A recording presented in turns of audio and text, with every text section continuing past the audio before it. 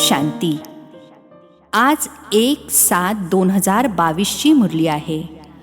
आजच्या मुरलीचा सार आहे, गोड मुलांनो, तुम्हाला मास्टर प्रेमाचा सागर बनायचे आहे. कधीही कोणाला दुःख द्यायचे नाही. एकमेकांसोबत खूप प्रेमाने राहायचे आहे. आजचा प्रश्न आहे, माया चालता चालता कोणत्या मुलांचा गळा दाबून टाकते? उत्तर आहे, जे कोणत्याही गोष्टीमध्ये थोडा देखील संशय घेतात.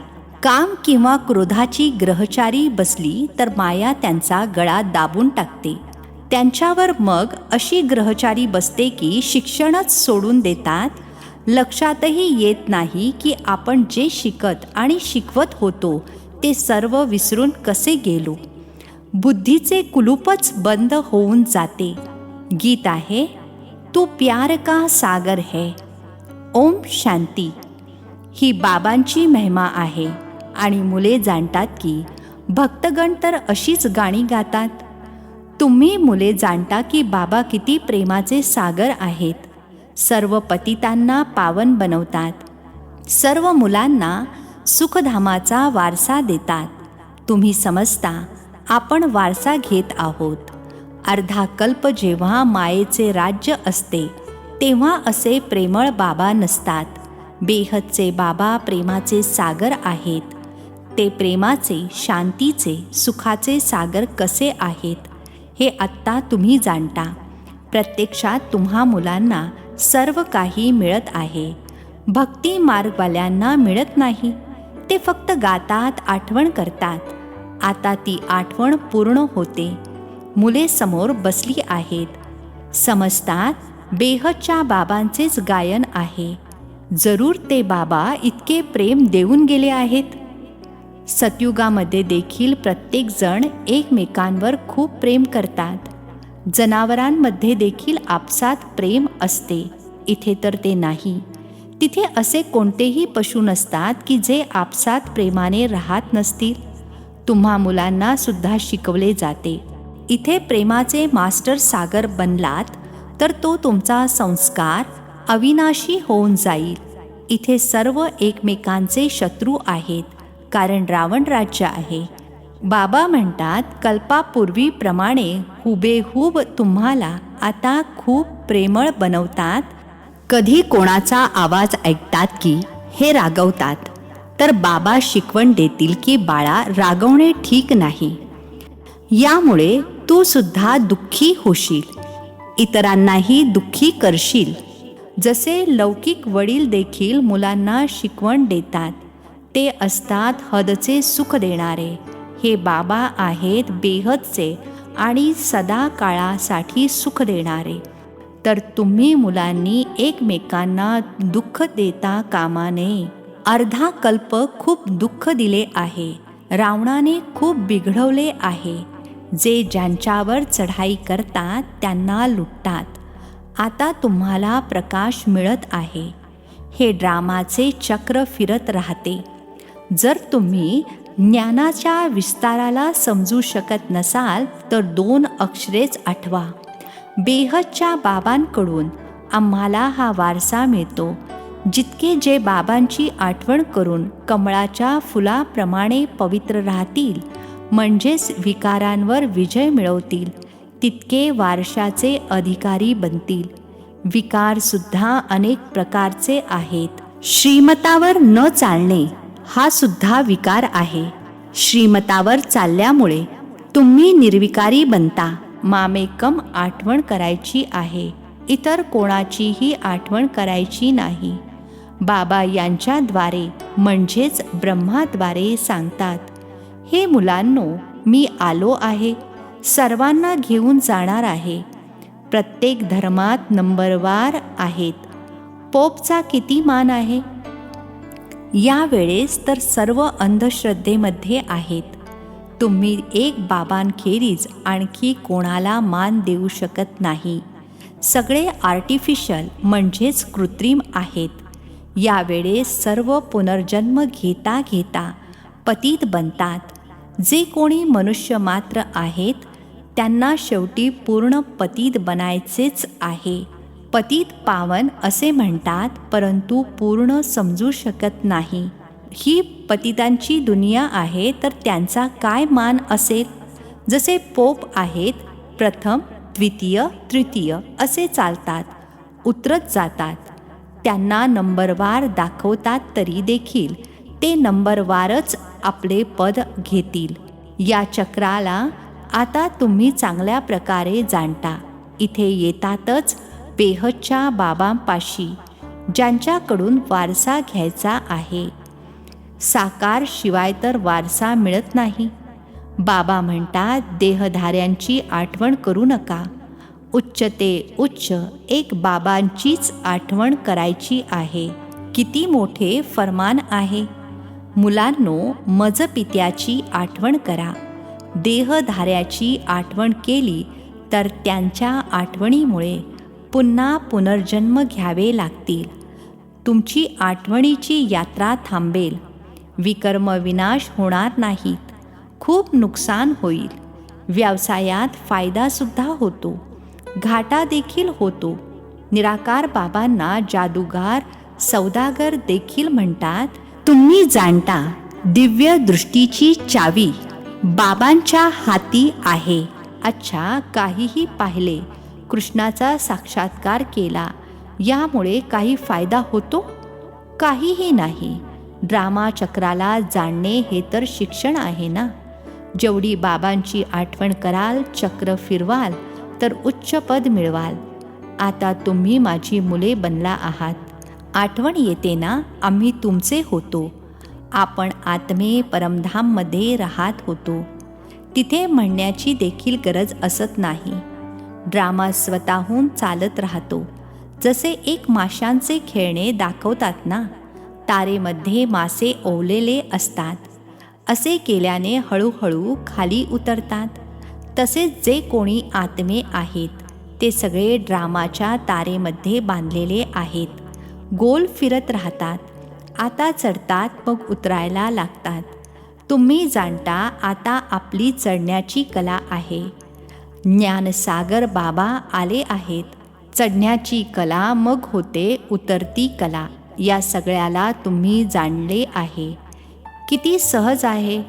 उतरण्याची कला किती वेळ घेते, मग चढती कला कशी होते?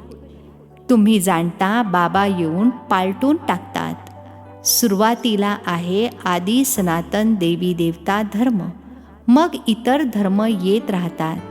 तुम्ही मुलांनी जाणले आहे की आपली चढती कला आहे. उतरती कला पूर्ण झाली. तमोप्रधान दुनियेमध्ये खूप दुःख आहे. ही वादळे वगैरे तर काहीच नाहीत. वादळे तर अशी येतील की मोठे मोठे महाल कोसळतील. खूप दुःखाची वेळ येणार आहे. ही विनाशाची वेळ आहे. हाय हाय त्राही त्राही करत राहतील. सर्वांच्या तोंडून हाय रामच निघेल. ईश्वराचीच आठवण करतील. फाशी देतात तेव्हा देखील पाद्री वगैरे सांगतात गॉडफादरची आठवण करा, परंतु जाणत नाहीत. आपल्या आत्म्याला देखील यथार्थ जाणत नाहीत. मी आत्मा काय चीज आहे, काय पार्ट बजावतो, काहीच जाणत नाहीत. आत्मा किती लहान आहे. म्हणतात ताऱ्याप्रमाणे छोटी आहे. आत्म्याचा साक्षात्कार खूप जणांना होतो. खूप छोटा प्रकाश आहे. बिंदूप्रमाणे पांढरा प्रकाश आहे. त्याला दिव्य दृष्टीशिवाय कोणी पाहू शकत नाही. जरी पाहिले तरी समजू शकत नाहीत. ज्ञानाशिवाय काहीही समजणार नाही. साक्षात्कार तर खूप होतात. ही काही मोठी गोष्ट नाही. इथे तर बुद्धीने समजू शकता. बाबा यथार्थ रीतीनेच समजावतात. इतर कोणाच्याही बुद्धीमध्ये ही गोष्ट नाही की आपल्या आत्म्यात 84 जन्मांचा पार्ट नोंदलेला आहे. जी मुले ब्राह्मण बनतात त्यांनाच बाबा समजावतात आणि त्यांचेच 84 जन्म होतात. दुसऱ्या कोणाच्याही बुद्धीत बसणार नाही. तुम्ही ॲक्युरेट समजता की 84 जन्मांचे चक्र आहे. आधी गायन आहे ब्राह्मणांचे. मुखवंशावळी ब्राह्मण आहेत ना, हे अजून कोणी जाणत नाहीत. ब्रह्मा कुमार कुमारी ही सामान्य गोष्ट झाली आहे. कोणीही समजत नाही ही संस्था काय आहे, हे नाव का पडले. प्रजापिता ब्रह्मा नाव घातल्यामुळे का हा प्रश्न निघूनच जाईल. तुम्ही सांगू शकता शिवबाबांची मुले सर्व भाऊ भाऊ आहेत, मग प्रजापिता ब्रह्माची मुले भाऊ बहिणी आहेत. हे समजल्याने मग प्रश्न येणार नाही. समजतील नवी दुनिया स्थापन होत आहे. बरोबर ब्रह्माच्या द्वारे तुम्ही पतितापासून पावन बनत आहात. हे जे रक्षाबंधन इत्यादी साजरे करतात, हे जुने रिवाज चालत आले आहेत. आता तुम्ही अर्थ जाणता.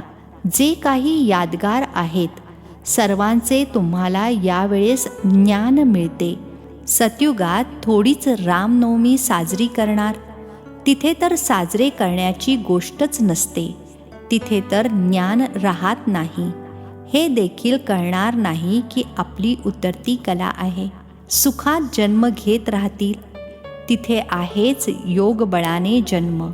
विकाराचे नावच नसते, कारण रावणाचे राज्यच नाही. तिथे तर संपूर्ण निर्विकारी आहेत. आधीपासूनच साक्षात्कार होतो. नाहीतर कसे सिद्ध होणार की एक जुने शरीर सोडून दुसरे नवीन घेतात. इथून तुम्ही आधी जाल शांतीधाममध्ये. मुले समजतात ते आमचे घर आहे, त्यालाच शांतीधाम म्हणतात. ते तर आपले किंवा बाबांचे घर आहे. ज्या बाबांची आठवण करतात, बाबांपासूनच दुरावले होते म्हणून आठवण करतात. सुखामध्ये तर बाबा देखील आठवत नाहीत. आहेच सुखाची दुनिया. बाबा आपल्या धाममध्ये राहतात. जसे की वानप्रस्थामध्ये निघून जातात. या दुनियामध्ये तर जेव्हा वृद्ध होतात तेव्हा वानप्रस्थ घेतात. परंतु परमपिता परमात्म्याला थोडेच वृद्ध म्हणणार. शरीर वृद्ध किंवा तरुण होते, आत्मा तर तोच आहे. आत्म्यामध्ये मायेची छाया पडते. तुम्ही सर्व काही जाणले आहे, आधी जाणत नव्हता. रचनाकार रचनेचे रहस्य बाबांनी समजावले आहे. तुम्ही मुले समोर बसला आहात. त्यांची महिमा खूप आहे. राष्ट्रपती हे राष्ट्रपती आहेत. पंतप्रधान हे पंतप्रधान आहेत. सगळ्यांना आपापला पार्ट मिळालेला आहे. बाबा उच्च ते उच्च गायले जातात, तर जरूर आपल्याला उच्च ते उच्च वारसा मिळायला पाहिजे ना. किती समजून घेण्याची गोष्ट आहे. जसे बाबा समजावतात तसेच मुलांनीही इतरांना समजवायचे आहे. पहिले बाबांचा परिचय द्यायचा आहे. वारसा देखील बाबांकडून मिळतो. तुमचा आहे प्रवृत्ती मार्ग, तर बुद्धीमध्ये चक्र फिरायला पाहिजे. सेवा जरूर करायची आहे. दिवसेंदिवस खूप सहज होत जाईल, तेव्हाच तर प्रजेची वृद्धी होत जाईल ना. सहज मिळाल्याने सहज निश्चय होईल. नवे नवे चांगलेच उत्साहात येतात. पूर्ण निश्चय बसतो. नंबरवार पुरुषार्थाप्रमाणे सर्वांचा पाठ चालू आहे. प्रत्येकजण खरी प्राप्ती करण्याचा पुरुषार्थ करत आहे. खरी कमाई आणि खोटी कमाई यामध्ये फरक तर असतोच ना. खरी रत्ने दूरवरून चमकतात. आजकाल मनुष्यांना पैसे ठेवायला देखील किती त्रास आहे. कुठे लपवायचे, कुठे ठेवायचे. धन पडून राहील अशी वेळ येईल जे काही करूही शकणार नाहीत. तुम्हा मुलांचेही नंबरवार बुद्धीचे कुलूप उघडत जाते. कुठे ना कुठे ग्रहचारी बसली तर काही ना काही संशय येतो.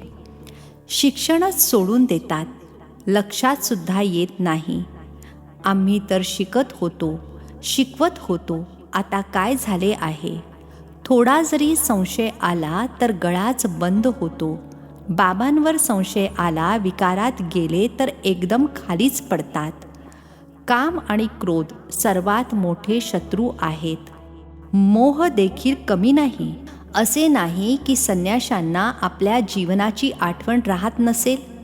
सगळी स्मृती असते. ज्ञानी तू आत्मा मुले इशाऱ्यानेच समजून जातात. कसा भोग लावतात, कोण येतात, काय घडते. सेकंदामागून सेकंद ड्रामा चालतच राहतो. ड्रामामध्ये नोंद आहे. जे कल्पापूर्वी झाले होते तेच करतील. इमर्ज होईल. ड्रामाचा पार्ट सेकंदामागून सेकंद उलगडत जातो. मुख्य आहे बाबांची आठवण, ज्याने विकर्म विनाश होतील. जितके बाबांच्या आठवणीत राहतात तितके विकर्म विनाश होत राहतात. नाहीतर बाबा धर्मराजाच्या रूपात साक्षात्कार करवतील. आताही असे खूप आहेत जे चालता चालता अनेक चुका करत राहतात. सांगत नाहीत. नाव खूप चांगले चांगले आहे, परंतु बाबा जाणतात की पद किती कमी होऊन जाते, किती ग्रहचारी असते. उलटी विकर्मे करून बाबांपासून लपवत राहतात. सत्यासमोर कोणतीही गोष्ट लपवू शकत नाही. तुमचे सर्व काही वर नोंदले जाते. ते तर अंतर्यामी बाबा आहेत ना. समजले पाहिजे. आपण लपवून विकर्म केली तर खूप सजा भोगावी लागेल. आपण ब्राह्मण निमित्त बनलो आहोत सांभाळण्यासाठी. आपल्यामध्येच ही सवय असेल तर हे ठीक नाही. शाळेमध्ये शिक्षकांनी रिपोर्ट केला तर मुख्याध्यापक भर सभेतून त्यांना बाहेर काढतात. तेव्हा खूप भीती राहिली पाहिजे. तुम्हाला एक शिवबाबांची आठवण करायची आहे. बाबा म्हणतात मजपित्याची आठवण करा. तुम्हाला तर बाबांकडे जायचे आहे, त्यांची आठवण करायची आहे आणि स्वदर्शन चक्र फिरवायचे आहे. इतर कोणाची आठवण कराल तर तुमची आत्मिक यात्रा बंद होऊन जाईल. अच्छा, गोड गोड. खूप वर्षानंतर भेटलेल्या मुलांप्रती मातपिता बापदादांची प्रेमपूर्वक आठवण आणि सुप्रभात. आत्मिक पित्याचा आत्मिक मुलांना नमस्ते. आम्हा आत्मिक मुलांचा आत्मिक पित्यांना नमस्ते. धारणेसाठी मुख्य सारांश. पहिला पॉइंट आहे, मायेच्या ग्रहचारीपासून वाचण्यासाठी सत्य बाबांकडे सदा सच्चे राहायचे आहे. कोणतीही चूक करून लपवायची नाही. उलट्या कर्मांपासून सांभाळून राहायचे आहे. दुसरा पॉइंट आहे, श्रीमतावर न चालणे हा देखील विकार आहे. म्हणून कधीही श्रीमताचे उल्लंघन करायचे नाही. संपूर्ण निर्विकारी बनायचे आहे. आजचे वरदान आहे, आपल्या चेहऱ्याने व वागण्याने सत्यतेच्या सभ्यतेचा अनुभव करवणारे महान आत्मा भव.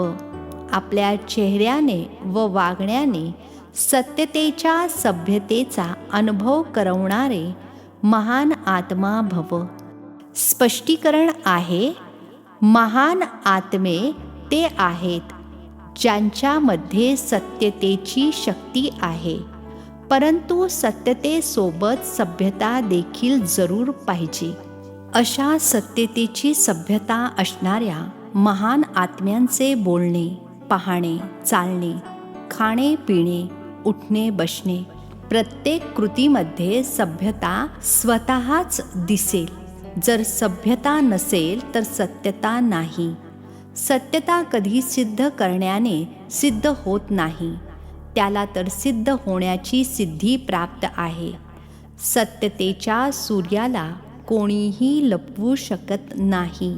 आजचे बोधवाक्य आहे, नम्रतेला आपले कवच बनवा तर सदैव सुरक्षित राहाल. अच्छा, ओम शांती.